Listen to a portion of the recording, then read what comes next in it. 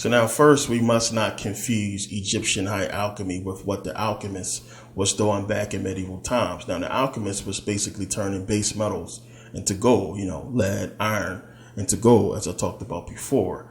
Now, with Egyptian high alchemy, it's about gathering energy and sustaining that energy in order to rise in consciousness and awareness, in order to use that energy to basically raise your power level, so to speak, or, raise the strength of your physical body as well, raise in consciousness. And to give you an example, I always use Dragon Ball Z because it's full of Egyptian high alchemy. Now, when Goku and Piccolo enter the meditative state, and they are able to raise their power level, they are able to train their bodies from meditation and grow in energy and power. This is what Dragon Ball Z is alluding to, Egyptian high alchemy. It's really about reaching different levels of enlightenment, enlightenment and awareness, and, raising your energy and consciousness to achieve a full illuminated state of being, or what is known deeply in esoteric and occult circles, achieving the golden light, getting the golden light. And this is what it's really about deeply in the occult and esoteric circles, is that golden light. Now, if you remember in Dragon Ball Z, when Goku turned into a Super Saiyan, remember his hair turns gold. His aura becomes gold when he powers up. His power is gold. The Dragon Balls are gold. So this is what it's all alluding to, the golden light, and achieving this power all from, a meditative state and from different, workouts, so to speak, and raising your consciousness, your energy and awareness. And this basically is, it's almost like training in order to get the so-called, golden light. So now when you start talking about stuff like, golden lights and everything like that, people always ask, is this stuff real? If it's real, how come we haven't seen anybody reach this golden light? Or how come we haven't seen anybody come close to achieving this power? Now, a lot of times when we think about enlightenment and, reaching higher states of consciousness, a lot of people automatically go straight to the monks, to the Buddhists or what have you, because they dedicate their lives to, obtaining this high level, this enlightenment. And we haven't seen anybody come forward with this power. So the thing is, they are oppressing the only people who can, and that is us. So you got to understand, if you know that we are capable of achieving this power, and what it's really about is they are trying to hold us back long enough till they find a way to achieve it themselves. And even if they can't, they don't want us to ever achieve it. So, it's all about oppression right now. So if you understand that we have this power, what will you do? Exactly what we are seeing. They're oppressing us. And we know that they understand that we have this power. When you just go to Genesis 11, I talked about this before, it's talking about, they are one. The people are one. Now nothing will be restrained from them, which they have imagined to do. And Genesis 11:7 is talking about, going down there and confounding their speech and scattering them abroad so they can't achieve what they were trying to achieve. And that's, building this so-called tower or this platform or whatever to get to God. Basically how the Bible is breaking it down. But we know it's about achieving this level and becoming God. As I talked about back in the garden, you had God basically kicking us out the garden because we almost became gods. And this happens again in Genesis 11 when you see them basically becoming one anyway. After everything that happened, we still came together and, was one and had this power. And we see again, it's being taken away from us. So and the thing is, what you have to think about, what I talk to Christians about a lot, is if the Bible is supposed to be true, if it's a true story based on stuff that actually happened, who are these people? Now, we understand that it's talking about us, African people. But the question still is, it's talking about the Lord in that verse 11, 1 through 9, Genesis. And God is supposed to be all powerful, almighty God, or what have you. Why would God be so scared of a people so much that he would have to confound their speech and scatter them abroad? Why? This is supposed to be God. Didn't he create these people? So what is it about these people that God fears? Why is God fearing anything? He's supposed to know all, be all powerful, or what have you. How is he so scared of what these people are doing that he confounded their speech and basically scattered them abroad and, basically stopped them from doing what they're doing? And this is the question that you have to ask yourself. And you have to look at this metaphorically, of course, and what it's alluding to. And it's talking about us obtaining this power, and reaching our true potential. So the powers that be understand that all we need to do is unite again, to become one again, to obtain this unity, this power. And this is why they must keep the oppression going. This is why we see poverty in the black community. This is why we see black people, African people oppressed everywhere. And they have to continue the dominance and continue to keep their foot on our throats, basically. So, the thing is, we are being used to control the consciousness of, white people, of basically people around the world. And make no mistake, making a people racist, making people scared or dislike black people or African people is controlling their consciousness. You are controlling the way they feel. You are controlling their energy. So when they put out certain things and they get people to feel some type of way about African people or black people, they are controlling them with this, and they're using us to do it. So we have to understand that. So, with the whole white supremacy thing and perpetuating all this, racism and this whole racial tension that's going on, this is a major part of their plan. They have to keep us looking unequal. But at the same time, we see, one, everybody follows us. You look at white people, you look at people from around the world, they are following the so-called black culture. They are following and mimicking everything that we do. I mean, when you look at all the white rappers that are surfacing, having the balls, one, to battle rap against black people. Thank you 8 Mile for that. You can thank Eminem for that. But having the balls to do so. I mean, look at all the white people with, dreadlocks, shape-ups now, as I talked about before. All the white people dancing like us, mimicking us in so many different ways, talking like us. When you pay attention to the anchors, the news anchors, the sports anchors, using the lingo, the slang that we created, saying that, somebody tripping, that's gangster, keeping it real, all the little slang that they use to try to bring themselves into, the consciousness that's basically circulating around people who participate in things like sports and, anything that's exciting on TV. We are all a part of this culture. Anybody that indulges into this whole culture, this consciousness of partying and being popular and hip and cool, this comes from us. This all draws from us, our consciousness. And they are using us to basically drive everybody, as I said. So when you pay attention to, everybody that's following this culture that we are controlling, we are driving, really, not so much controlling, they're controlling it, but we are basically driving it, and everybody is following us, mimicking and copying exactly what we are doing. But, we always say this, how the hell can y'all be copying and mimicking us but not respect us? And the powers that be are doing a job, because if they didn't, we would basically run the world. If they didn't oppress us, we would control this country, because everybody is following us. We would control the world. So a perfect example would be Michael Jackson. Michael Jackson, I never seen so many white people pass out and faint over any other superstar or celebrity as much as Michael Jackson. Michael Jackson had these white people. He had Europeans. He had the world captivated. It was just something about him. And, the thing is, Mike wasn't a thug. He didn't push what's driving the culture today, this hip-hop culture. The hip-hop culture is driving everything today. Mike was a pop star. Mike was about peace and world peace and love and unity and everything like that. He was against the government. They don't really care about us, and against racism and everything like that. And white people accepted him. Everybody accepted him. Everybody was trying to ride that wave that Mike was on. Everybody loved what Mike was doing. They loved him. He was almost like a god, and, they couldn't have this black man, in such control of so many white people, not just white people, but people around the world. So many people would be following his message. So they had to do exactly what they done with us.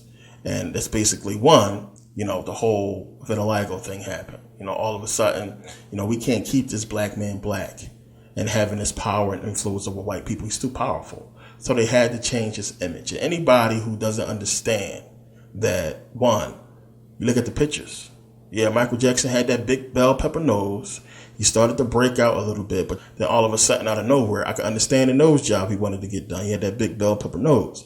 But, you know, out of nowhere, vitiligo, he says, you know, and he said his dad says it's running the family. He hasn't seen anybody with it. Remember that interview he did with Oprah? And, you know, all of a sudden he started, you know, turning white, and it was an accelerated process. Now, a lot of people say that, oh, he just accelerated the process and made himself white or what have you. We don't really know what happened, but next thing we know, the dude white. You know, his nose is gone, his lips has changed because he didn't have the lips. He had black people nose, black people lip. He had the two distinct figures that makes him 100%, you know, unequivocally black. And you had that nose and those lips driving the world, and they just couldn't accept it. You see what they do in Kemet, chopping off the noses of the Egyptian statues.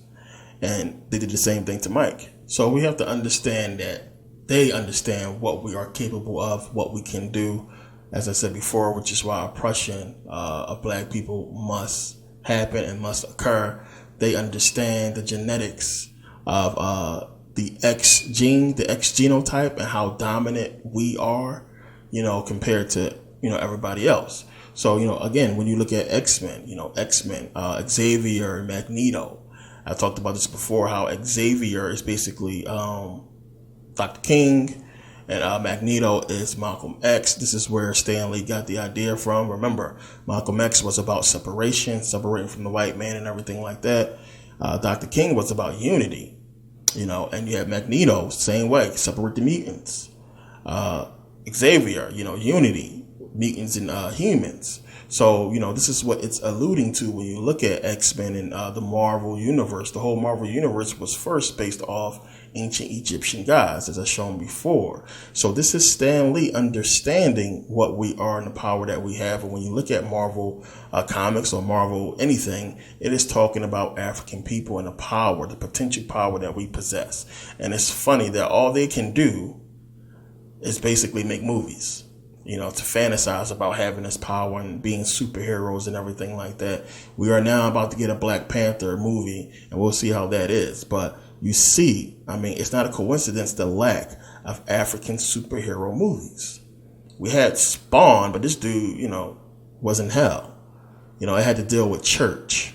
You know, we haven't had, you know, a serious, real, you know, black superhero. We got Hancock, who was a drunk. You know, we got Meteor Man, who was a joke. I mean, we have never had a real black movie based on, you know, our real African past. We haven't had a movie that really portrayed Africans as ancient Egyptians or portray us in our power as kings during ancient times in Africa. So we don't see this, and it's a reason why they have to show only white people and not African people, you know, in this light. Now, the ancient Egyptians talked about being able to leave the physical body and travel the heavens or the universe and their astral bodies, you know, the whole solar boat or astral boat and everything like that, and being able to come back to their physical bodies and still have, you know, memory. So something like this had to be done. And I say this because the things they knew about the universe and the planets, the formation of the planets or what have you, something like this had to be done in order for them to have this kind of knowledge. Now, and I talked about in the last DVD how, you know, pyramids on Mars and everything like that. We talked about in Saturn, Satan, and Metal Netter about how the planet seems to be ready to support human life, like it was prepared to support and sustain human life. You know, we share these genes with all these animals, and we know that animals and insects play a vital role in, you know, supporting our life and keeping us here, sustaining human life. So, you know, we have to look at this and we have to understand, you know, what this is all about.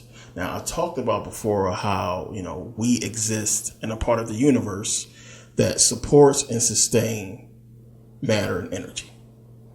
You know, and when you look at it, we know we got all this dark matter out there that, you know, scientists don't understand, they don't get into. But as far as we can see, this is basically the part of the universe that supports and sustains matter and energy. And the reason why I always say it that way is because consciousness created all this. Consciousness put this here. And when you get down to the nitty gritty, this is basically what it comes to. That question that we keep asking ourselves, how did we get here? Who created us? Who is the creator? If you haven't figured it out yet, it's consciousness. And we don't know, is it something more than consciousness? Now, you have to realize this. One, you have consciousness first, then energy. Energy is how consciousness interacts with the material world. It's just that simple. So first you have thought, then energy, then action. So thought or consciousness occurs. This is why I talked about this in the meditation DVD about how a thought occurs. Then energy is produced to the hippocampus, down the choroid plexus, to the fornix, which sends an electrical signal down the spine, which stimulates the sacral nerve, which gives you an erection. So you thinking about sex and all this occurs, but it's the thought first. It's the thought. So it's thought, then energy, and then energy creates atoms, elements. These things create matter and other forms of energy. So when you get down deeply to it, it is consciousness. And as I said before, we got to understand that it's consciousness then energy. So consciousness is, what is it? It is like a nothingness. It is something that just is. And consciousness produces energy. And we know that because of the way we move. Even if you're trying to swim or run or jog, the thought occurs first, then energy, then action. The energy sends the signal down the spine to the parts of the body that needs to move. This happens really fast, so fast that we can't perceive it. We just move. We are unaware of what's taking place. Even as I'm waving my arms now, as fast as I'm doing it, there's something already in my brain. My consciousness is already sending a signal so fast to move, move, move, move. And it's happening faster than we can perceive. That's consciousness. That's not energy. Something has to produce this energy. It's not as if it's always this, circulating energy. Consciousness produces it. And this is what we got to understand. This is what everybody is talking about in the ancient world, because it's something that's amazing once you start to understand it. And when you understand how consciousness is creating it all and driving it all, then you know that it is consciousness that is basically creating the physical world. So now understand, if consciousness wanted to experience the physical material reality, it must first transfer itself into something physical. And this is something I'll go into in later videos as well. But, from my research, conscious beings figure out a way to grow in consciousness and energy by transferring their consciousness into something physical. Now, this is what this planet was prepared for. This is why I talked about the planet being prepared to support and sustain physical beings, us. So if you figured out a way to grow in consciousness, to grow in energy by existing in material beings, physical beings, then you must complete that process. You must do that process. Understand, again, we did not evolve here. We wasn't created here on this planet. If we evolved through evolution, like, they say, then we would still see it, as everybody always talks about.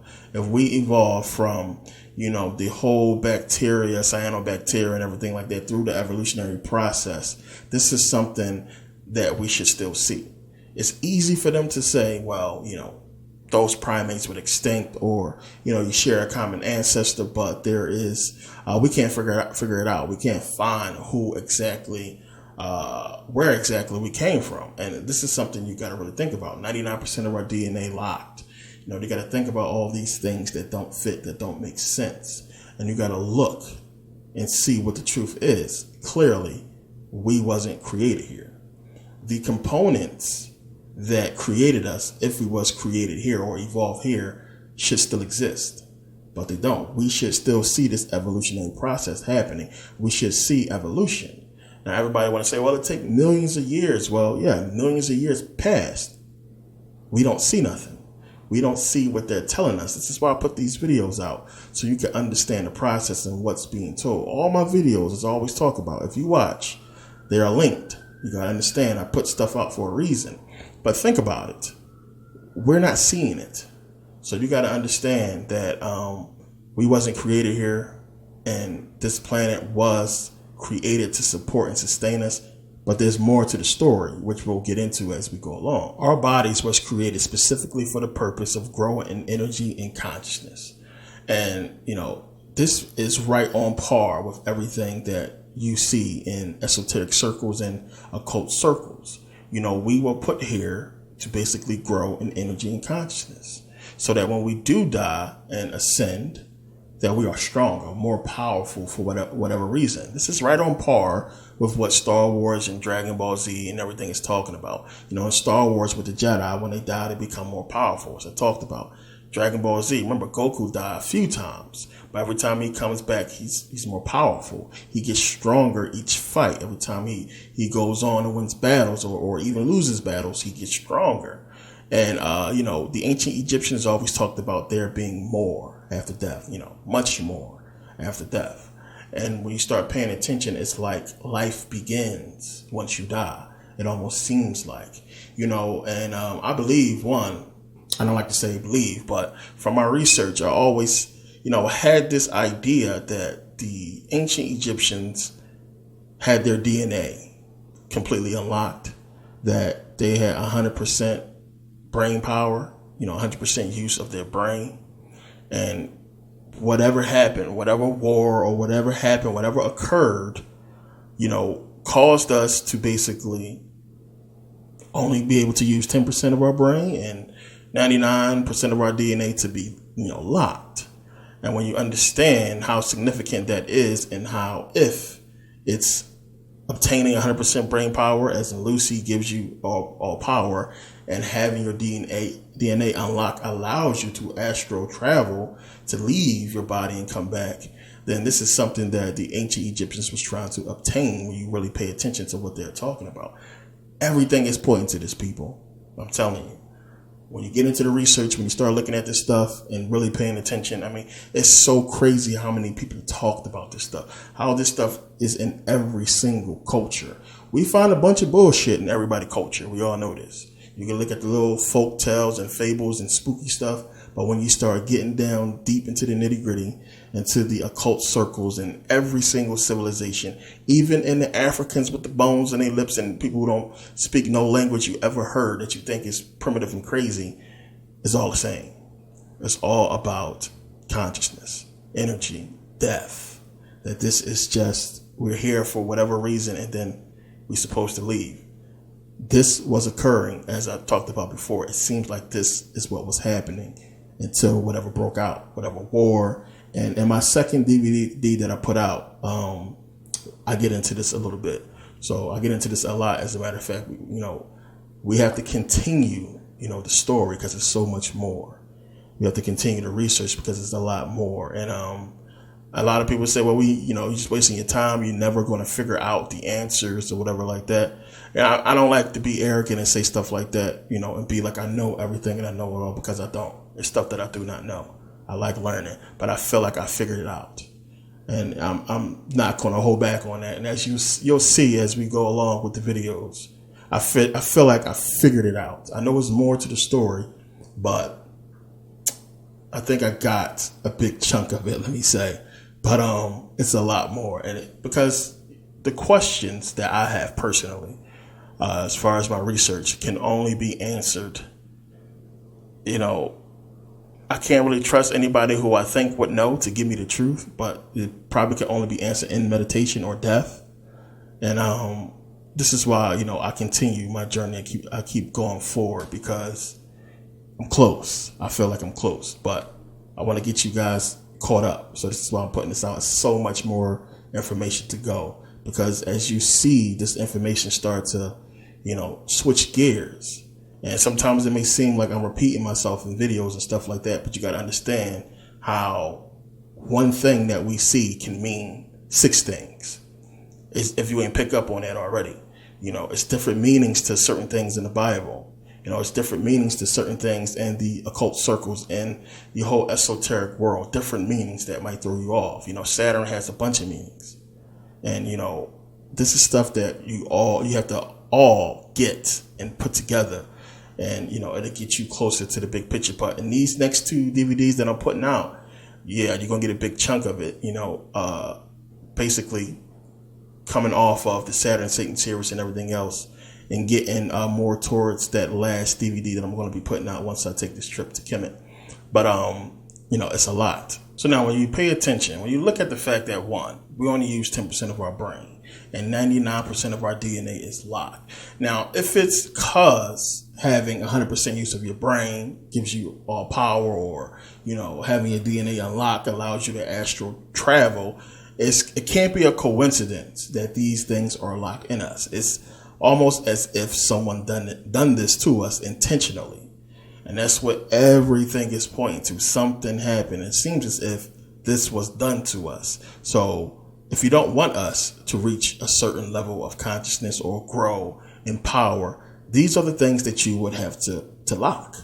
And it's almost as if, as I explained before with research, if not this, then why that? If it wasn't this, then why is this stuff locked? Why can't we use, this part of the brain? So you have to understand, it's almost as if someone got amnesia and they know basic stuff, but they forgot the memory of something important.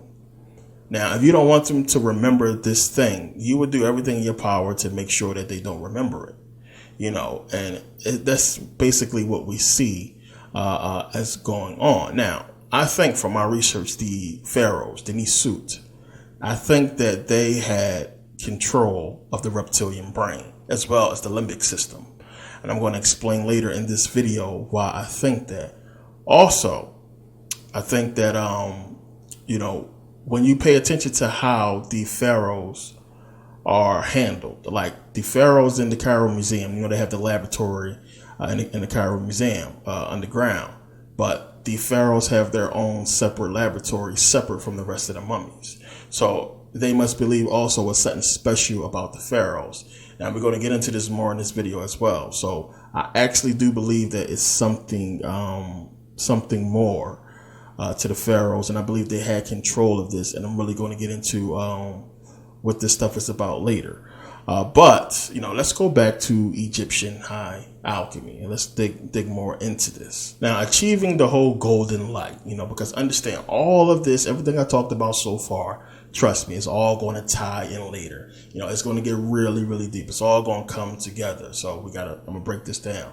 But when it comes to obtaining this, golden light, it's about training, as I talked about before, training of the consciousness, the energy, and, the mind, the body. So, mind, body, energy, basically. It is through the prefrontal cortex that you reach the limbic system or the third eye.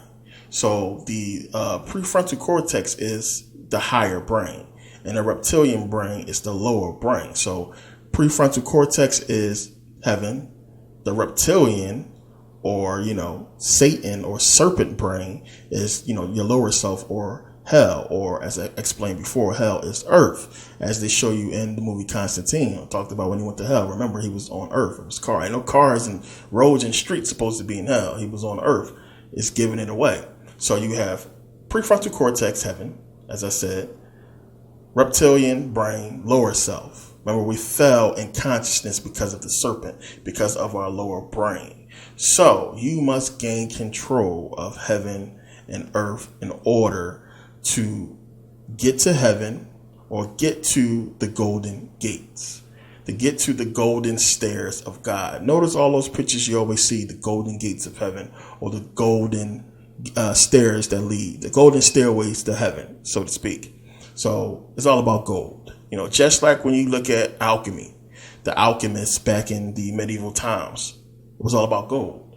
Taking base metals, getting gold. It's the same thing. Egyptian high alchemy is about gold, getting the golden glow, the golden light. Listen, it sounds crazy. This is all real shit right here. This is what everybody has been talking about. But a person that could achieve such a power basically could unite us all, to do the same thing and teach us to do the same thing. So, maybe it's not something that they really want, but this is what everything is alluding to. You have to understand, when you start getting into ancient Egypt, ancient Kemet, and looking at what they were talking about, it wasn't so much about just the gods and worshiping or what have you. These things pertain to the human body, to consciousness, to the universe. So again, it's all about the goal, the prefrontal cortex, the higher brain, getting to the golden stairs that leads to the golden gates of heaven, so to speak. This is what it's about. Gold, the golden light, the golden glow. You win at the Olympics, you get a gold medal. Now, quick side note, why gold? Why gold in the Olympics? Gold is not the number one precious metal. It's rhodium, then platinum, then gold. And another quick side note, you got to understand, one, the top three, these three precious metals, the leading producer of rhodium, platinum, and gold is what? South Africa. In fact, South Africa is the leading producer of 5 of the top 10 precious metals. So that tells you why white people down there doing what they're doing. It's a lot of gold. It's a lot of little minerals and rocks down there, a lot of crystals that we use every day in computers or what have you, that's in South Africa, that are which are the leading producer of these things. So this is one of the reasons why they're down there. But again, gold. It's about that. That's why, you see it so much. Gold is the standard. Gold, gold, gold. So, again, prefrontal cortex, the higher brain, the pineal gland. This is the entrance. This is what's going to grow, help you activate that third eye, that pineal gland. So you remember Genesis 32:30, Jacob. Jacob called the name of the place Pineal, for I have seen God face to face and my life is preserved. The Bible is really clear on that when you get into the whole esoteric meaning, as I talk about in videos. It's about the pineal gland. That is basically God, heaven, everything. All that spooky stuff is talking about. It's talking about the pineal gland. So again, prefrontal cortex, heaven, the reptilian brain, the lower brain is hell. And remember, as I said, we fell because of the reptilian, the serpent, the lower brain. And the lower brain, your reptilian brain deals with, your negative emotions. It deals with your fears. It deals with doubt, worry. It deals with addiction, things like this. This is all lower brain stuff, devilish, hellish things. This is why, again, when you pay attention to the Bible, why it's telling you certain stuff. Now, again, I always talk about the Bible negatively to people who don't know what it's really about. But to you guys, I tell you the truth. Funny how Jesus said the same thing. He was talking about his disciples who basically understand what's going on. To you, I give you guys the truth, but to them, I give them parables because they need to understand what's going on. I can't tell them flat out. So it's the same thing. So when the Bible is basically talking about, not having money, remember it said it's going to be easier for a camel to pass through the eye of a needle than for a rich man to get into heaven. It talks about that in Matthew because, it deals with the lower brain, the reptilian brain. You have an attachment when you have money. It's an attachment there. And you're worried about losing things. You're worried about losing people. This is material stuff. And it's trying to get you to understand that this is material. You can create this stuff really when you really get into it. So same thing with Yoda telling Anakin Skywalker to train himself to get rid of everything he feared to lose. The same thing in the Bible when it's talking about, you cannot love this world because this world deals with the material. This is hell. This is the lower brain. This is basically what the world is being run off, materialistic stuff. Higher brain, the ancient world, it was about the higher brain, spirituality. We fell. We are in the lower brain now, dealing with material. So when the Bible was talking about, for any man who loved the world, if any man loved the world, the love of the Father is not in him. The love of God. If you love the world, then you don't love God yourself. Any man that is friends with the world is an enemy of God. Friendship with the world means enmity with God. Plain and simple. This is all the same stuff when you really look at it and you pay attention. It's talking about, addiction. I mean, why create something like a cigarette? Addiction, to get you lower brain thinking, addicted to something. This lower brain is going to keep you lower brain. Addicted to money, addicted to everything, material, not spiritual. And this is why I talk about duality and balance, because that's basically the key. Balancing all this stuff to be able to have the kind of lifestyle that you want, but at the same time, not fear losing it. Again, poor people, the meek shall inherit the earth. The poor people are supposed to get into heaven. And it's kind of a weird thing, because it works for the government as far as you trying to chase being in the state of poverty instead of trying to make yourself rich. It works for them. But at the same time, it goes against you being poor and, not being rich.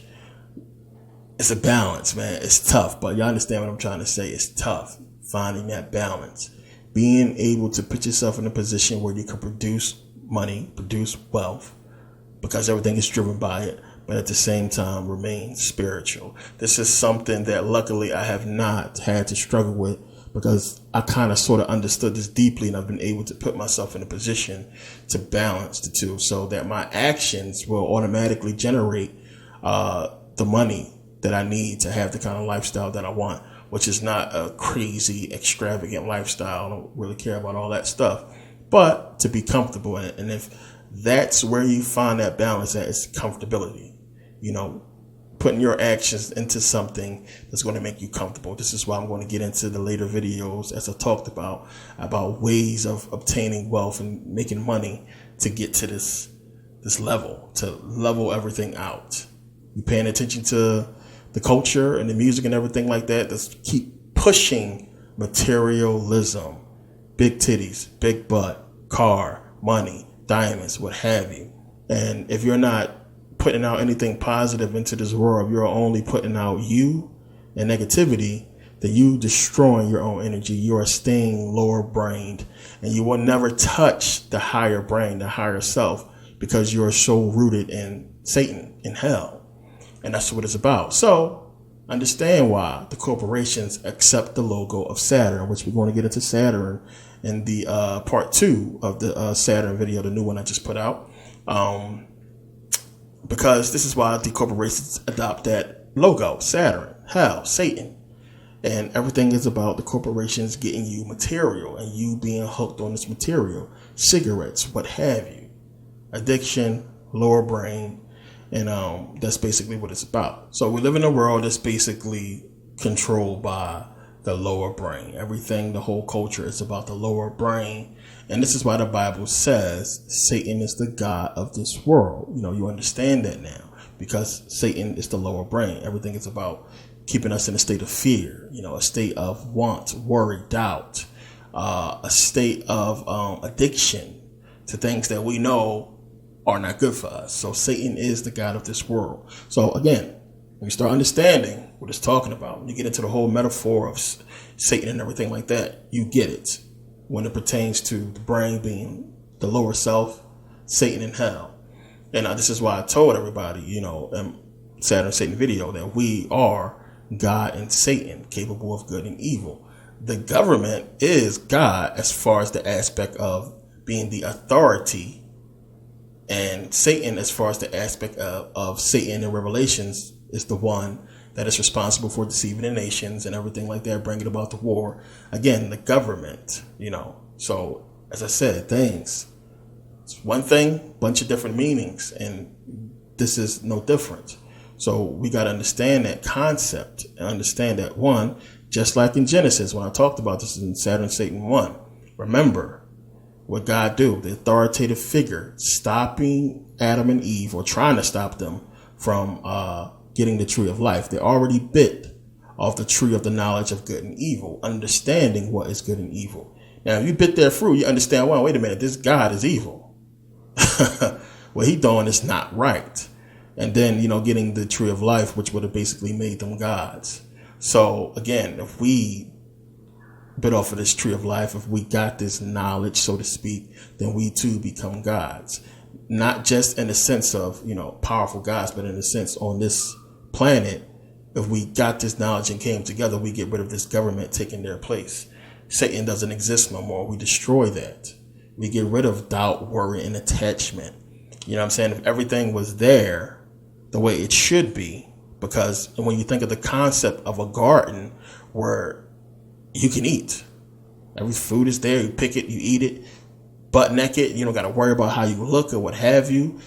There's no knowledge of the material. You get what I'm saying? There's no knowledge of the addiction. There's no knowledge of all that stuff that is bad for you. It's just, what do we worry about in this world? Food, shelter, the two main things. He had a companion, so you got love.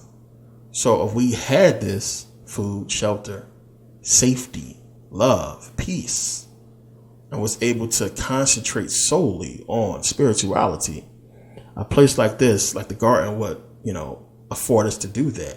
So the garden was the place. Immortal in the garden, basically.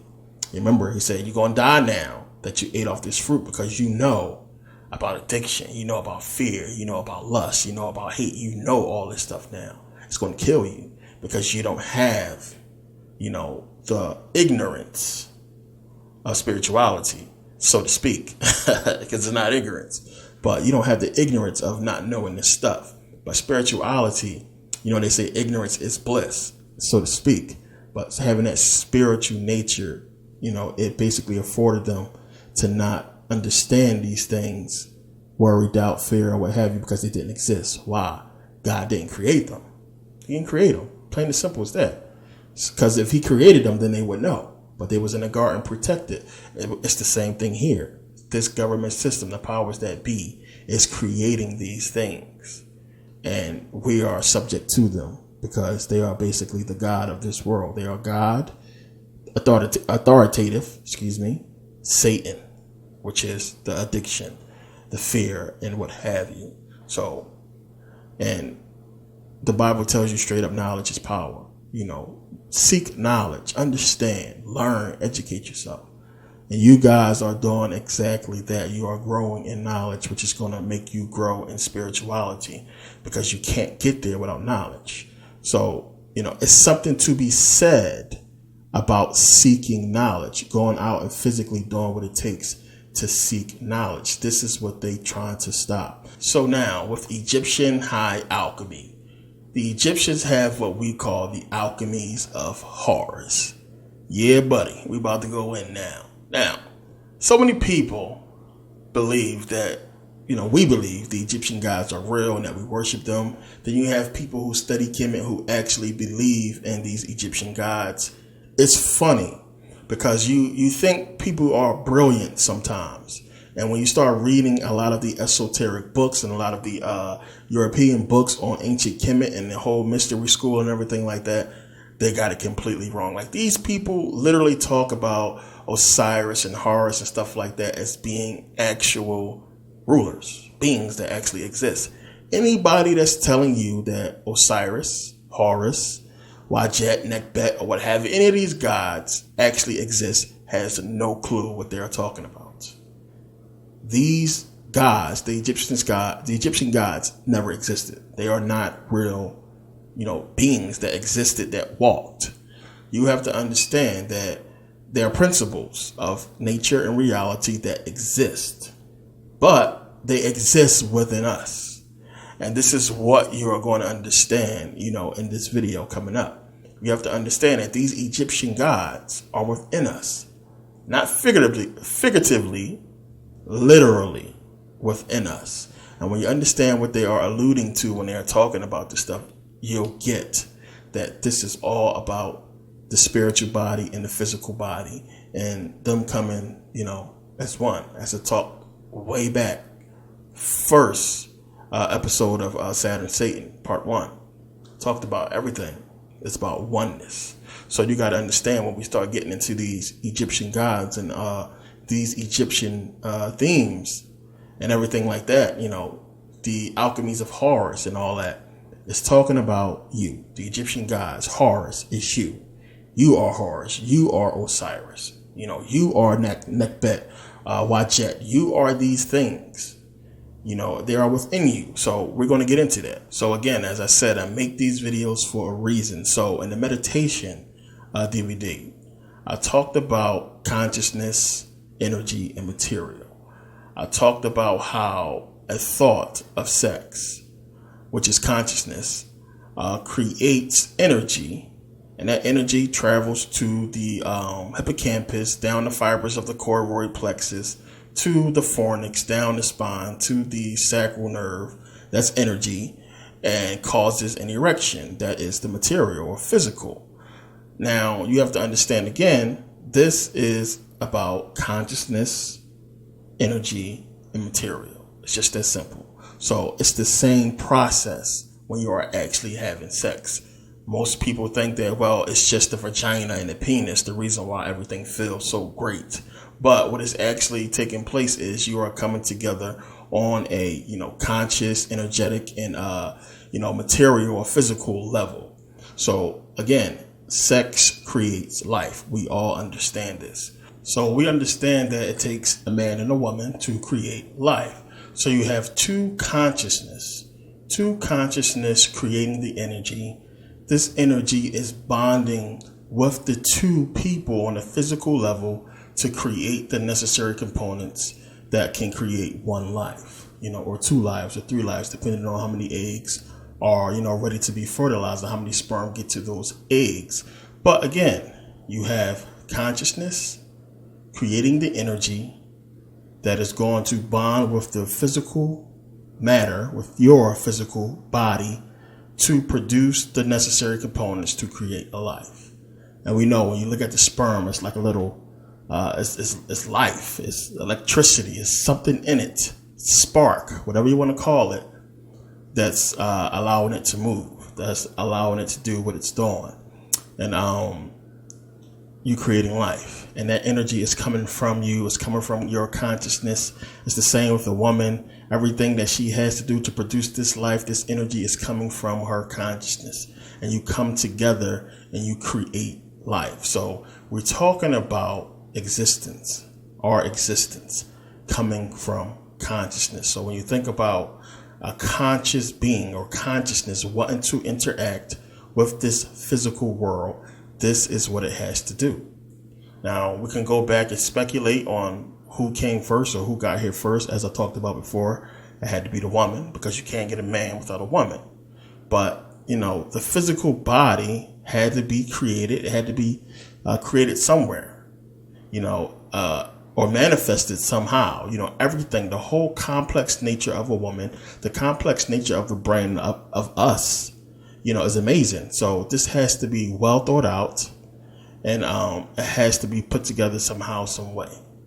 And we don't understand how that's possible outside of birth, but we don't know everything in the universe. We don't know, what's going on, but we know consciousness is capable of creating matter, just as I explained. Consciousness, energy creating the atoms and the elements necessary to produce matter. And this is what we're seeing out there. When you look at it, the big picture, again, consciousness creates energy. Energy creates the atoms and the elements necessary to create matter. So we are talking about creation itself coming from consciousness. So when I talk about a conscious being being able to come into this world or to create matter, it is clearly done consciously.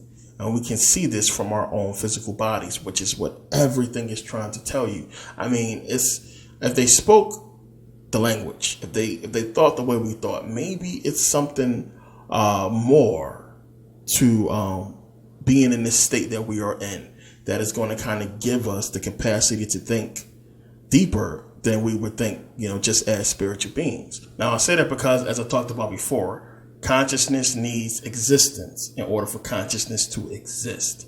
So consciousness sort of needs something to piggyback off in order to grow. Think about it. So you come to this material world, you have different experiences, you have different things to experience, and you can grow in consciousness this way. So again, maybe it's something to being in this state that's going to allow us to grow our consciousness, because now that consciousness has more to take in, more experiences to dwell on, more things to perceive because of this experience of material life or this physical world, this reality, it can grow because of this. So again, it's something that we got to look at, and we got to think about consciousness on that level, trying to develop new ways of even of ascending or moving or doing anything. Because when you think of consciousness just being conscious, what does it have to be conscious of? What? You got the planets and the stars or what have you. But, what else is out there that's going to trigger an experience, especially an emotional experience, a physical experience, a dangerous, exciting experience. This life does that. This experience on earth does that. And it must be more to it that's going to allow us to develop in consciousness. It's just something to really think about. But when you try to understand what would be the purpose of consciousness coming here and how it would develop and grow its power, what have you, this reality will do that. Existing in this life and having these experiences will definitely do that. And we know a lot of the ancient teachers, a lot of philosophers always talking about it's about the experience. Life is about experiences. Experience. You hear that a lot. So that's what we're here for. But not just to experience, but to learn and to grow. So when you think about it, when you think about consciousness, creating energy to stimulate the physical body, to create life, when you think about two people coming together like that, that is a beautiful thing. That is something that is amazing. And it has been corrupted and perverted by this satanic system, by the lower brain. So if you ever hear the term, devil child, antichrist, when you hear the term of Damien, the devil's son, what is that? What is the difference between the children of God and a devil child, a demon child, devil child? What is that really about? A lot of people don't really understand it. And it really has to do with love. So let me break this down so you can understand, because it's really important. These are things that you really should know and get into your consciousness. It has to do with love. The whole devil child thing, all that has to do with love. Now, when you meet somebody, you fall in love, which love is, really, if you want to describe it on a, kind of physical, spiritual level, it's a connection that you have with a person based upon how they made you feel. The energy you get from them, it's love. It's a lot more to that, but I'm not going to go that deep.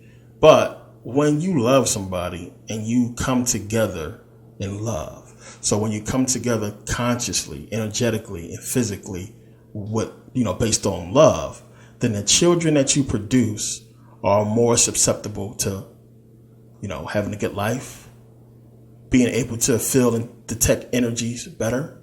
They are more calm, more understanding, more powerful, so to speak. Now think about that. Love. Coming together, having a child out of love. It's a major thing. Now, a devil child, a demon child, Damien, what it's really all about. It's coming together based not on love, which is higher brain, love.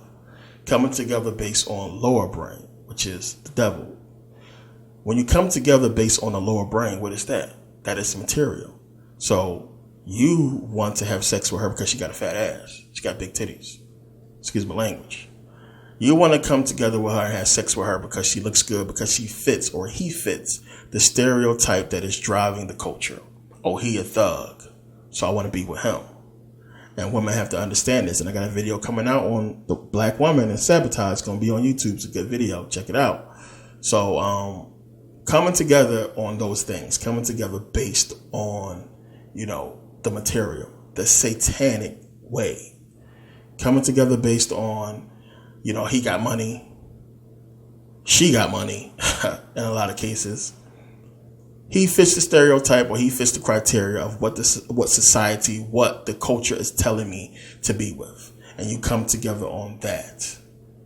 You have sex with a person the first night because of the culture. You have sex with a person only because they suit you physically, not because you have an emotional connection. You come together based on lust. So y'all come together, y'all have sex, and y'all produce this child, not out of love, but out of Satan, out of the lower brain. This child is dysfunctional, crazy, wild. And if you're lucky enough, if both of y'all was just playing that role in order to meet each other, but really y'all good people and really have good roots and really are emotionally grounded, spiritually grounded, you'll get lucky and you'll have a child that'll come out good. But for some people, everybody's not that lucky. But for some people, when they come together based on the lower brain, the reptilian brain, then they produce these childs and they wonder why the child is so evil, so bad, why he don't listen. Because he can't emotionally, connect with you guys. He can't connect with his mom. And imagine if the father's out the picture. He really can't connect with his mother because he doesn't know how. He doesn't know how to show her love because that father figure is not in the house showing his mother love, so he can understand why he needs to respect his mom. And then when your mom got different men coming over in and out, imagine how that looks to the kid. Or when she's struggling, trying to make it work, imagine how he must feel like, either he feels she's not doing right or she's not taking care of me correctly. I need to go do my own thing. Or he goes out there and try to do whatever he can to help his mom out. And that's basically, sell drugs or what have you. We see what basically happened in the black community. But this is what it's about. This is what it's about. And this is why they give us this culture and why they give us the tools to destroy ourselves, why they introduce crack. They want us to come together in lower brain and produce these devil childs, these demon childs that are lower brain, that came together, that exist from the lower brain. Not coming together in consciousness, energy and the physical body with love attached, but coming together, lower brain. So it's all created to keep us in the lower self, lower state, the reptilian lower brain. Everything that we see from, booze to male and female sex symbols, strip clubs, porn and everything like that. A lot of people believe that it's just about, reaching a physical sensation, having a, female and male ejaculation, orgasms or what have you. A lot of people chase that, not understanding what they're chasing, and it's more to it than just a physical stimulation. You have to understand what's taking place on a conscious level and what's supposed to take place on a conscious level between two people. Now, of course, you can simulate sex with porn and masturbation and stuff like that, but you won't get, as we all know, the same kind of sensation as actual real physical sex, which includes a connection consciously, energetically, and physically. So we know it's nothing better than that. So they're here to destroy it. They have destroyed it, and not completely, but you have some people who still fall in love. And love is something that we all feel, something that we all know about, and we all understand. It's just something that we know. Love. Some of you have been in love. Some of you understand. You love your mom. You love your parents, your children, siblings, or what have you. So we understand that, it's a different connection with love as far as loving a family member, and love as far as loving somebody you want to have a physical connection with. But they have perverted it in so many different ways. And it's something that a lot of people don't put together. A lot of people don't understand. And everything that we see in our culture is geared into perverting that. So you can produce these children that are, wow, we're trying to figure out what the hell is wrong with them. And we don't realize that, we created them based off the lower brain. Now, they're not doomed. They're not all going to end up bad. But we do have some of these kids and we just feel like, there's no way to reach them. You got to teach them. You got to understand, the situation, and you got to teach them and raise them right. Somebody who has been raped and had a child out of rape, imagine that child grows up and has problems and issues, and you understand why. Someone whose father wasn't in the picture, it's a one-night stand, and you have a child from that. Imagine the emotional connection or disconnect that child will have. So this is something that's important. This is why the Bible talks about, lust. No lust. Stay away from lust. This is why the Bible talks about being married first. You understand these things now. You want to be married in love before you have sex. Plain and simple. You understand why the risk that you take by doing that. This is why we have condoms. So, use condoms. Don't risk it. Don't bring no more demon children, no more devil children into this world. Use the condom. But you understand now what it's really about. In all seriousness, that's basically what it's talking about. So when you get into this whole aspect of consciousness and understanding that sex, and this is a major thing that a lot of people ain't pick up on. And I always use movie analogies because movies are trying to tell you something. But you have to understand, again, how it all starts with consciousness. It starts basically in the brain. So remember the movie Demolition Man. If you remember the scene when John Spartan and Sandra Bullock's character go to have sex. Remember, she just asked him, so you want to have sex? And he's like, sure. And they go up to her apartment. And he's all hyped. And he like, yeah, we about to get into it. And she bring out this box with these two things that you put on your head. And it stimulates sex. So remember that she puts it on his head. And he's like, what the hell is this? And she like, we having sex. He's like, I ain't even touched you yet. So remember, it's basically something you put on your head that's basically stimulating your consciousness to create the energy to make your body feel like it's having sex. And you remember from the movie, it was like they was having sex, but he's like, what the hell? His consciousness couldn't comprehend it because it wasn't normal to him. He didn't get it. So yeah, he broke contact, and she was kind of pissed about that. But you understand, again, it's alluding to sexual contact, sex being a part of consciousness that is giving you an energetic stimulation that is stimulating you physically as well. And we know what that's all about. So more from Demolition Man, more from this movie later in the video. But, it's really about understanding love, which is the most powerful emotion that we feel. And it's a beautiful thing when you understand it, when you get it. And the whole saying how love conquers all and everything like that. I mean, love is a rightness. It's like, so to speak, like a truth, love, because it brings out the truth. It's truth. You do things. And people say, well, I only do this because I love you. Da, da, da, da. The truth comes out with love. Your girlfriend's emotion comes out. Your boyfriend's emotion comes out. He gets jealous. She gets jealous. And they don't want to admit that I'm acting this way because I love you. So it's a real touchy thing. And it's the culture that causes us to do stupid stuff like that. Oh, I'm going to dig all in your phone and accuse you of cheating because I love you. I'm accused you of cheating, not because I'm cheating, but because I love you. We're going to fight and argue because I love you. It's the culture that's driving us to do stupid shit like this. Instead of coming together in truth and just saying flat out how we feel and getting everything on the table.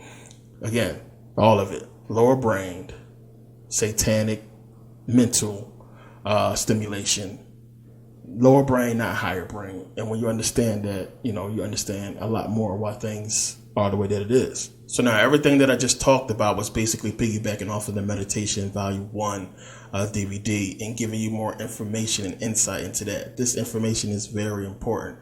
But I said all of that to show you this. Now this is the Djed, spelled D-J-E-D.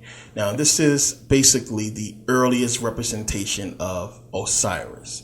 This is Osiris. When you look on the before you get the actual body of Osiris, you'll see this as representing Osiris. So now this is, when you look at it, it's a part of the spine. This is the Puranic tube, which basically represents the spine as well, or the spiritual spine. It deals with masculine and feminine energy. It deals with, awakening your kundalini. It deals with the Sikkim, or what the Egyptians call, the chi, the life force, energy, or what have you. So this is the Djed. And when you get into, you probably heard about it or seen it before in a lot of Egyptian glyphs or whatever. But when you get into the Djed stone, remember before I was talking about how these gods are in us. Again, Osiris, the spine. This is basically what it's representing. It's all going to make a lot of sense in a second. But this is what it's talking about. So the Djed represents Osiris, or the spine. Now, a lot of depictions that you'll see of Osiris, you'll see behind him, the jet. And again, it's representing the spine, your spine behind you. So again, as I keep saying, I make videos for a reason. Now, when you're talking about consciousness creating energy, creating matter, when it's dealing with material, what are we talking about here? What part of the brain are we talking about? And we understand that consciousness creating material is dealing with the lower brain. It's dealing with the serpentine energy, the reptilian energy of the brain. So as I was trying to make an example of before, when you come together with just the lower brain, the reptilian brain, to produce a child, just lower brain, you get that dysfunctional child or what have you that's not fully capable of, spirituality and understanding energy or what have you. You have to really teach and train them. But if you don't know about it yourself, you'll have a problem. But when you come together with the lower brain as well as the higher brain, heaven and earth, and you come together physically, this is the power. This is mind, body, and soul basically coming together to produce, the child, or not only that, to grow yourselves in consciousness and understanding. But you have to understand this represents the spine and this serpentine energy. So now when you understand this, when you understand what the jet is, and when you understand energy and consciousness, then this right here will make a lot more sense to you. Take a look. Now, when a lot of people saw this, they first thought was electricity. And that's not a bad thought. As I'll explain later, you're not wrong to say electricity here.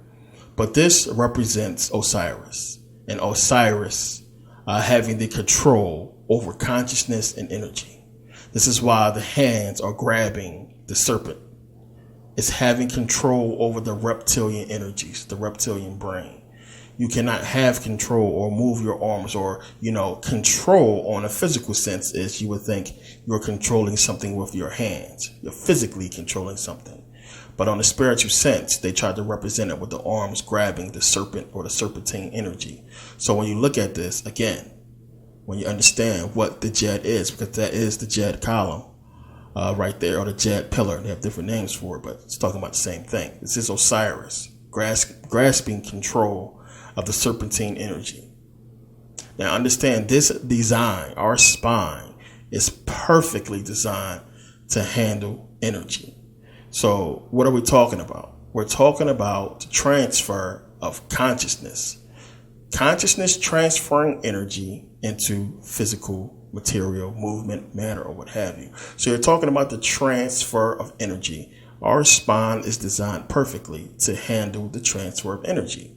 The jet is talking about that. Now, when you go out and you look at power plants, you see this design. Look around, you'll see it. Look at power plants. You'll see that design looks just like the jet. Look at spark plugs. You see the same design. When you look around at a lot of movies that you've probably seen before, you'll see this design is dealing with the energy of the brain or the consciousness creating this energy that travels down the spine, which causes you to move, plain and simple, to react with reality, the physical world. And this is what it's talking about. Power Rangers, Zordon, you see the electric things on the side. You'll see this stuff a lot in a lot of places. Back again to Demolition Man. Remember on Demolition Man, remember the little glow sticks they had, those sticks that he used when he shot the guy on top of the head. You see the electric created there, but you look at the design, it's just like the jet, trying to tell you something. But this design is perfect for transferring energy, and they understand that. And it's basically represented by, the spine, the spinal column, or the jet, which is Osiris. And Osiris is a few things, but this aspect is what it's talking about when it's referring to Osiris. It's talking about the control of energy, plain and simple. So now when you look at the Egyptian Book of the Dead, when you look at plate 2, which is the hymn to Osiris, you see the jet there. You see the jet. You don't see the normal representation or drawing of Osiris, but the jet is there. This is the hymn to Osiris, so it's talking about Osiris. So, the jet, you'll see it all over the place. I mean, when you kind of sort of look at the base of a light bulb, it looks like a jet. You look at the king on a chessboard, it looks like a jet in certain chessboards. You see it in so many different places. The jet is also called, as I said, the jet column or the jet pillar. The jet is also called the house of Osiris. And it's funny when you look at Chinese pagodas, they sort of kind of look like the jet a little bit when you look at them. So, it's everywhere. It's in so many different places when you take a look at it. And, you see it in a lot of places around the world. The medical caduceus, you see, it's basically representing the serpentine energy, the masculine and feminine energy, Kundalini rising. And you see it's basically going up, basically the spine, what it's supposed to represent. And the two wings basically would be the corpus callosum. And it's leading to the third eye. That's basically that little round thing, the little ball on the top is talking about. So Egyptian high alchemy is basically about gathering that energy, as I said. Gathering that energy so that, just like the medical caduceus, you have the serpentine energy, you have the masculine, feminine energy, you have the higher brain, lower brain. The energies going up the spine or going up the jed in order to reach basically the third eye. So you have the Jedi. This is where they get it from. This is what it's talking about, becoming a Jedi. Yoda was green like Osiris. He looked like a reptilian, didn't he? This is what it's talking about. This is what all this stuff is alluding to when you understand how to put it together. And when you start looking at movies and understand how to break down the esoteric meaning, the whole metaphysics of it. It's talking about the Jedi, and it's what the Jedi is talking about. They're talking about the Jed, spine, Osiris. They're talking about Kundalini rising, the energy. They're talking about Egyptian high alchemy, the gathering of this energy in order to rise in enlightenment, to gain control of consciousness and awareness. Awareness is a major thing. Let me explain something to you, because a lot of people don't think like me. A lot of people don't think like this, I should say. But you have to think about how much your brain processes a day. Now, it is said that the brain processes about 70,000 thoughts per day. 70,000. That's a lot. If you had conscious control over 70,000 thoughts, you would never move. You would sit still, because there is no way it will be time for energy to be sent, to the body to produce movement. You're too busy being stuck every millisecond on a thought. So, this tells you, this is how powerful the subconscious mind is. It is so much power there. I mean, even if you can't understand the implications of that, 70,000, and this goes into like vibration, vibrating on different frequencies, and we're going to get into all that down the line. But remember, like between 50 and like 90 hertz or something like that is supposed to be like where we are. Anybody that's 80 and over is considered a genius. If you're vibrating at about 55, 54, this is where sickness occurs. And if you're vibrating under 45, this is where cancer occurs. So this is what it's talking about. So you talking about being at a state of being, a state of consciousness, a state of energy that, allows you to surpass normal man and become something different, something great. And this is what they're trying to keep you from. So when you just think about awareness and, being able to control, being aware of everything around you, being able to control what you are processing in the brain, it is something that a normal person cannot do. It's just something you can't do. And you notice how some people who, we call them slow, like autistic or schizophrenic sometimes, or crazy. These people are processing so many thoughts consciously. This is why if you've seen a guy who had autism, he was autistic, and they flew him around, I think it was London or something like that, then he came back and drew it from memory. It's no problem for him. And it's no problem for him. And you'll see this a lot with a lot of autistic people. They are geniuses, math geniuses, stuff like that. They're able to calculate a lot of things consciously. Their brain can calculate so much really fast. It's real easy for them. Take your IQ test. They'll let you know where you at. Then go meditate for a couple months and take that IQ test again and see how much smarter you became.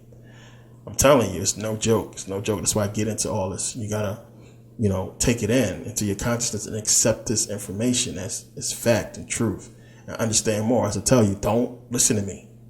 Don't accept none of this stuff. You don't have to. You can go do the research on your own. I try to spare you, that time and everything like that. So really look into it. But this is what it's all alluding to. And somebody got on me about wearing the Star Wars shirt. I think in one of my videos, I think I wore a Sith shirt or something like that. People don't understand. And if you didn't get it yet, Satan, Baphomet, the Sith, Jedi, or what have you, all these things that is witchcraft, voodoo, or what have you, all these things that is considered evil are evil to keep us from them. These are the real powers. As I said, nothing that they are doing is illegal. And I hate to say it, it's not. We are accepting this stuff. If I walk up to you and say, hey, can I punch you in the face? If you say, yeah, you got punched. If you say no, okay, that's it. This is what we're doing. We're saying yes to every punch in the face that we get from the system. We're accepting the poison. We're taking it in. Remember that video with Lady Gaga and Beyonce? Remember when she puts poison in Tyrese's coffee and he drinks it, and Lady Gaga, they poison the honey, and she says, I knew you'd take all my honey. He basically puts the honey all over the food. He eats the food and he dies, and everybody else eats the food and the honey or whatever, and they die in the video. It's symbolic of what we are taking. We are taking in all this poison, the poison that they are dishing out, and it's killing us. It's destroying us. Really symbolic video that a lot of people didn't pick up on, but it was creepy and weird to me, especially when she says, I knew you'd take all my honey. And I understand the narrative of the video, but still, when you look at it as it being symbolic of what's going on in real life, it's really creepy. So now, as I was talking about before, how the pharaohs had control of the reptilian brain, control of the limbic system, the higher brain.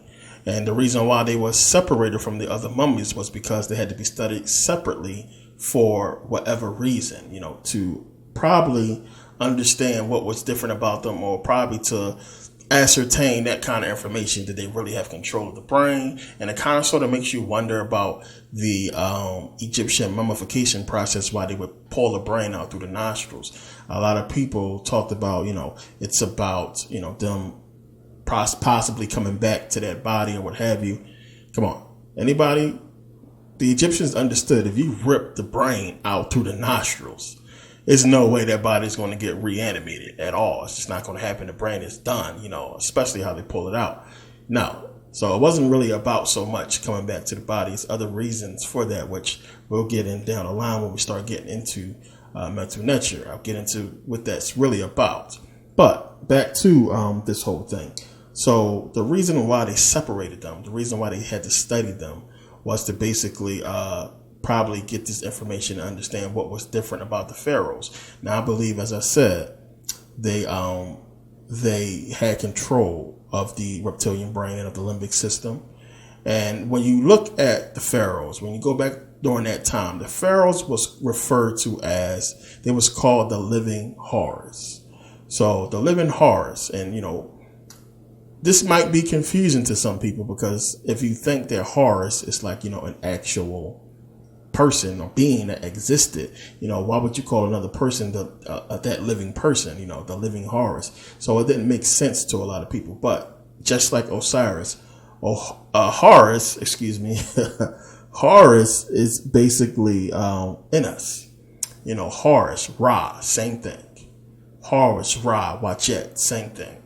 The sun, they represent the sun, but they also represent the pineal gland, the third eye, plain and simple. So when it's talking about the living Horus, referring to the pharaoh, it's talking about the living pineal, or, the living third eye, having control of that third eye. So the pharaohs was called the living Horus, and Horus refers to the pineal gland. So this is going to take me into, Wajet and Nekbet, and understanding what they are really about. So when you look at Wajet, Wadjet is the original. She's the cobra, as you can see. She's the original third eye. She's the original Ra, or the original Horus, so to speak. The original representation of the pineal gland and the sun. That's Wadjet. When you look at Nekbet, the vulture, which the vulture is a bird. The vulture, or Wadjet, represents the limbic system. And the limbic system is called the bird brain. So you have Wadjet, which represents the pineal gland and third eye. Nekbet, which represents the limbic system, which is called the bird brain. Why the bird brain? The bird brain, because when you look at parrots, they have a limbic system, and their limbic system functions almost the same as humans, which is why parrots can talk, which is why parrots can basically hold a conversation. If you remember Iago from Aladdin, he was basically a human in a parrot body. The dude had a consciousness of his own and an attitude and a whole style. He had a swag. Iago wasn't no joke, voiced by Gilbert Gottfried, who was hilarious. He can hold the conversation. He can ask questions. This is what they're alluding to as far as the power of the limbic system existing in a bird brain. It's not primitive as we think. Now, you remember a woman named Irene Pepperberg, I believe it's her name. She had the African gray parrot named Alex, I believe was his name. And remember, she taught that parrot a lot. Her and that parrot basically had conversations. The parrot asked questions, and they did a lot of things together. And she basically proved that, it's possible for parrots. And they believed that one time this was possible. Parrots would hold conversations, with people. They was able to do such a thing. And she basically went into that whole thing and basically proved it. And, it was a big deal, but this is what it's alluding to when it's talking about the limbic system being the bird brain, and, the limbic system, which controls your ability to comprehend and to learn and everything like that. This is why the parrots are able to do, such a thing, and learn and talk and understand and comprehend and, just be, as like us on a small level, because their brains are small, but it just, again, goes to show you the power of the limbic system. So it is very possible that Wadjet and Nekbet, as Egyptologists will tell you, it is very possible that they represent the rulership of Upper and Lower Egypt. But I think from my research that Wadjet and Nekbet represents the rulership or the control of the upper and lower brain, the higher and lower brain. When you have the higher brain being Wadjet, the serpent, which is higher. This confuses you. So it's like, well, wait a minute. You have Nekbet, which they say represents Upper Egypt, but Nekbet is lower on the Uraeus. And you look at Wadjet, which is higher on the Uraeus, and she's supposed to represent Lower Egypt. But the reason for that is because when you flip it, you see that Wadjet is also representing the reptilian energy, not just the pineal gland that's higher, but the reptilian energy that's lower. Two things. As I said, you find some things that can represent two separate things, and I'm gonna prove this to you in a second. And then you have Nekbet, representing the limbic system, which would be considered higher, but she's lower on the Uraeus for a reason. And when you have the serpent representing basically higher and lower energy, the reptilian brain as well as the pineal gland coming together, and its power. Now, I have my big tut up here for a reason so that I can show you this. So now we have Wadjet, Nekbet, right? Wadjet, again, representing the third eye, the power of the third eye, along with the control of the reptilian brain. And you'll see this a lot, and this is what I believe that the pharaohs had control over.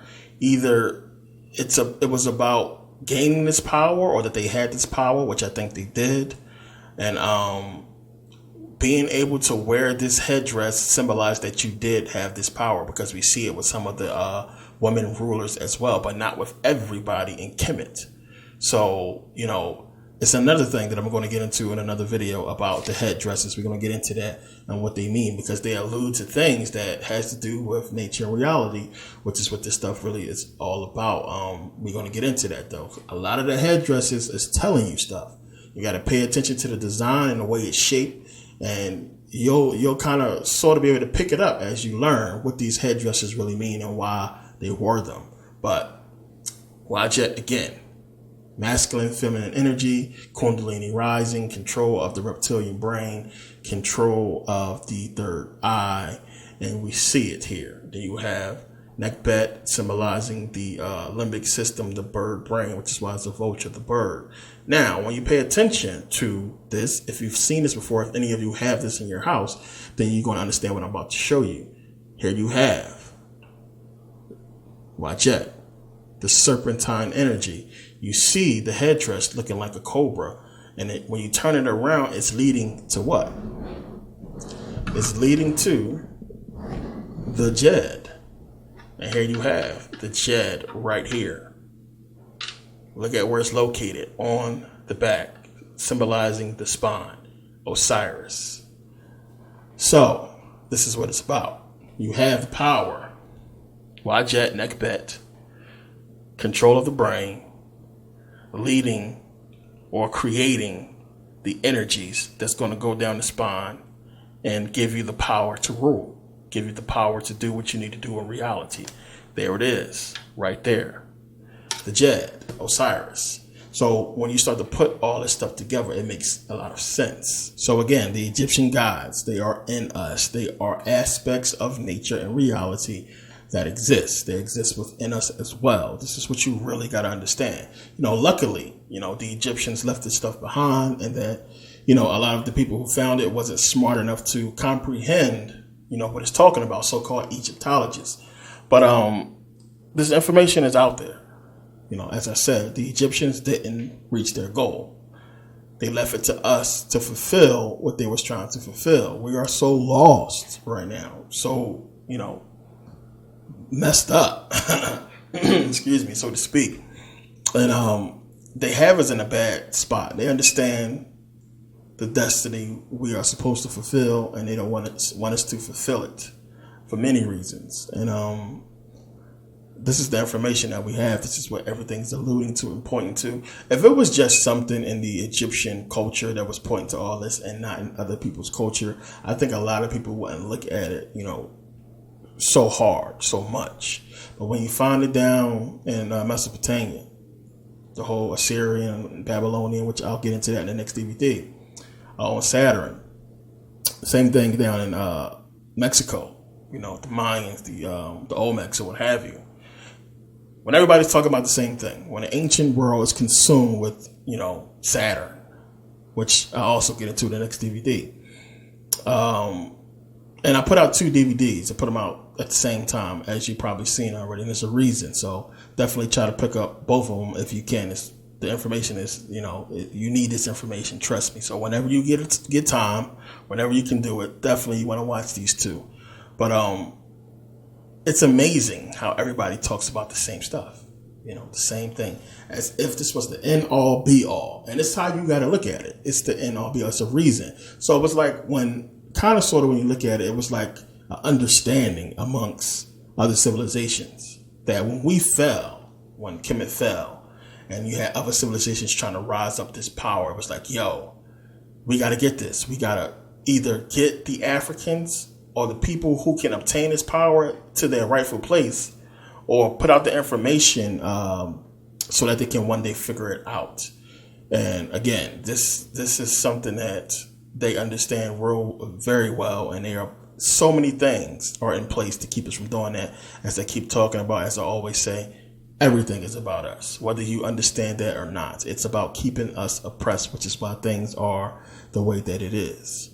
We are being dumbed down, even more so, more and more, and it's going to get to a point where, you know, we are just the lowest of the low. And if you don't understand already that we are at the lowest, we are basically really the lowest of the low as far as the races of people on this planet, then you are lost. You are blind because they're keeping us there. Don't get all hyped up about these celebrities and athletes that's making money and millions or what have you, thinking that that is the top of everything. It's not. They was given that stuff for a reason, to blind you, plain and simple, to get you to pursue that and not pursue this, not pursue that. Information, knowledge, power, real power that they want that they can't have. And that's what it's about. And that's basically what it's about. So again, the more you educate yourself, the more you get this into your consciousness. If you don't obtain what you need to obtain in this lifetime, at least it's in your consciousness. It's not going nowhere. It's embedded in you. So when you do reincarnate and you go into that DNA, it will be coded with this information. Certain things will bring it out, just like the cross brings out things in black people because it was beat down into our ancestors, which we are today, in slavery, which is why black people are so attached to and they can't let it go. And certain people, they understand this. They understand how to control a consciousness for this generation so that it affects 5 generations later. You know, these people are sick, cold, calculating. They have no empathy, no sympathy, no sorrow. And they will stop at nothing to reach their agenda. So you got to be that much more smarter. They screwed themselves with the whole media thing. So now they have to be what they put out, what they try to portray themselves as. The powers that be. Oh, we're America. We care about everybody, this and that, blah, blah, blah, blah. Meanwhile, you're killing people and bombing children and dropping poison gas and, you know, nerve gas on kids. Y'all seen the video that's been out with Syria, what they doing. Again, when I say about, you know, unity, try to tell black people, understand, they don't have to put boots on the ground. They got weapons like that. If you haven't seen that video, don't watch it. Don't put that in your consciousness, but look at the pictures. But if you're strong, if you meditate like you're supposed to, you watch it. It's crazy. This is the power that they got. This is the kind of weaponry that they got. And you got these hype, you know, people out there saying, oh, we could just go out there and, you know, race war, black versus white. Please. We ain't got weapons like that.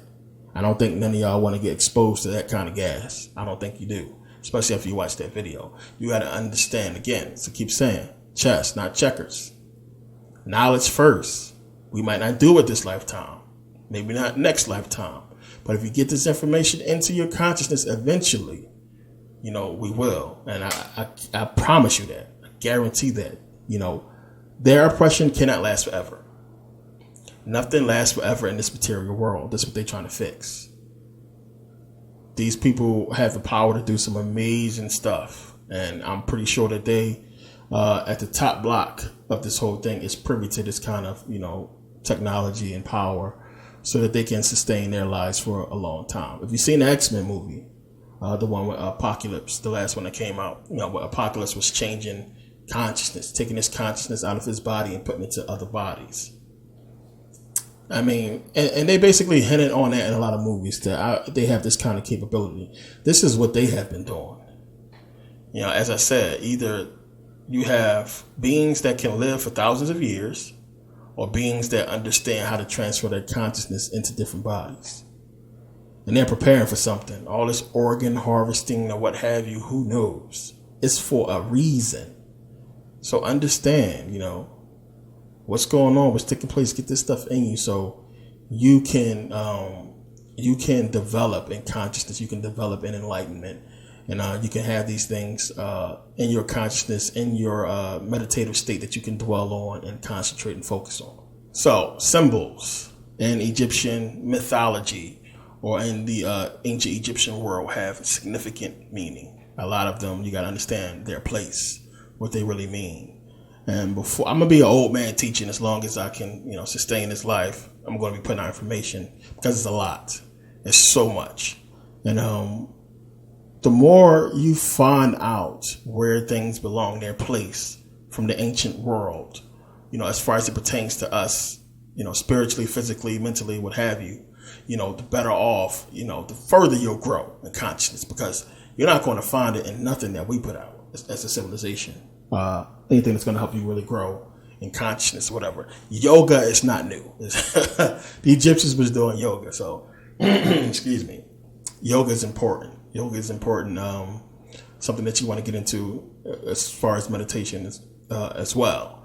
But you see these symbols, and a lot of people don't really understand what they mean. Egyptians have tons of symbols, but the Jed column or the Jed is very important. You're going to see it a lot now. It's going to be popping out to you everywhere when you start looking at Egyptian stuff. So another very powerful symbol is you'll see the Jed between the Ankh and the Waz staff. The Waz staff will be on top. So it's a very powerful symbol. It basically symbolizes control of power, energy, spirituality, control of basically everything I was talking about. So we know the Ankh is the Ankh of life. It means life. You usually see the scarab beetle inside the Ankh, sometimes symbolizing rebirth.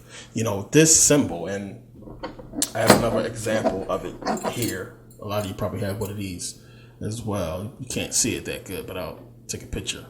But this symbol also is basically what I'm talking about. It has other things on it as well. There's a lot of Ankhs out there. Excuse me, that you'll see. And Ankhs, when I tell you to keep this kind of stuff in your home and around you, because they carry energy, because just what it represents something that's an energy. Again, a thought is an energy. If you haven't learned that yet from what I've been talking about, I don't know what you've been listening to, but a thought, which is why they use symbols. Symbols is energy. They contain stuff, and it's something I'm gonna get into later about this negative, positive energy and how to keep it from around you. With crystals and everything like that. We'll get into crystals. I always wear, if you ever seen it before, I always have a chain on, but I always wear like crystals and stuff around my neck. I have a crystal here. You can't see it, but I keep crystals around my neck. I keep crystals all around, everywhere. If you talk on the phone, if you're near your computer a lot, it's a lot of energy, bad energy and like radiation and stuff and these things. But there's a lot of crystals out there. And I'm going to get into a DVD with all that and explain all this stuff. But getting back into this symbol, it's symbolic. It's symbolizing the control of, basically control of life and death, control of energy. And if you have this control, if you reach this point to where you have this Ankh, which is a symbol, but it's also a part of you. When you reach this point, when you have this Ankh, and it's you, it's in you, or what have you, then, you're powerful. And it's possible that the pharaohs obtained either the full extent of this energy, which again, as I said, they would be powerful, but they wouldn't be enough to defeat the armies of, the Romans or what have you. But it's possible that they could have reached it. But it's also possible that they got close to it, which is what I believe.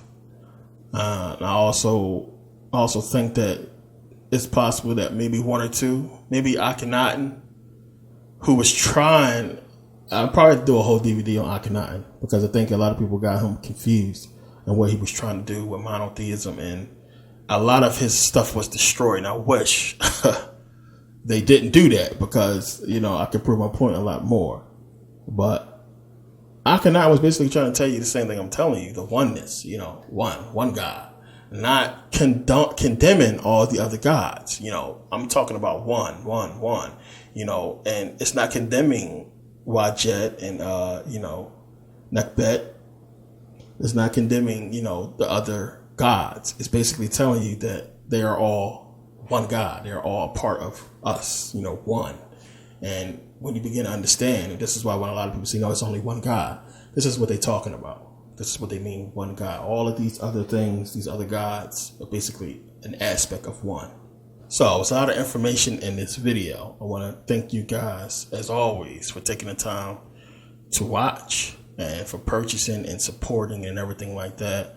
Again, you can't control everything that happens, in your life. There are always setbacks. There are always issues. But I do have a timeline on my book, and I was told 2 separate dates because it takes about 6 months to get a really good publication done and the book to be put out and everything that it entails. So it's been almost that. It will be almost that come the end of June. So it will be about 6 months then. So I have a date of June 23rd when my book will release. And I have a possible date of May 23rd. So this is really going to depend on the publicist and errors, problems, issues, things that when I got the email back of the book and everything, I was looking through the pages online, the digital pages, and there's some things that need to be changed that somebody made a mistake. So again, the book will definitely 100% for sure be out by June 23rd. The good thing is by then, my second book will be in publication to be brought out. And I'm going to be putting up pictures of both books pretty soon in video to come because I want to talk about these books. Really important books. So, again, good things take time. And this is definitely something that a lot of people are going to want to have in their library and want to, carry around them or keep in a car to have access to this information. Trust me, you'll understand when I do the video on it. But definitely will be out, hopefully sooner than later, but for sure this summer, June 23rd, it will be out worldwide, everywhere. So, I'm going to probably give away some free books to a lot of people that I see have been supporting, since day one. A lot of people who supporting by the DVDs. Going to be sending out books to a few people because you guys are awesome. And I definitely want to look out since y'all been looking out for me. But I appreciate the support. Videos on YouTube, check them out. That's coming out soon. I'm gonna get ready to take a trip, actually a couple trips, and Kemet is coming up, but I'm gonna get ready to take a trip to Spain. Got Spain in June. I'm on my way back to Sweden, and you'll see videos of me from Sweden. I got business there, of course. Probably after the videos that's about to come out on YouTube, probably my next videos is going to be from Sweden. So I'm going to be there for about a month, and then I'll be back here in Vegas. But a lot of stuff to come out. I got a video I'm going to be doing on the Moors. I want to actually go to Spain because I have to go there anyway, family and friends, business or what have you. So I'll be in Spain. I'm going to do a video on the Moors from Spain.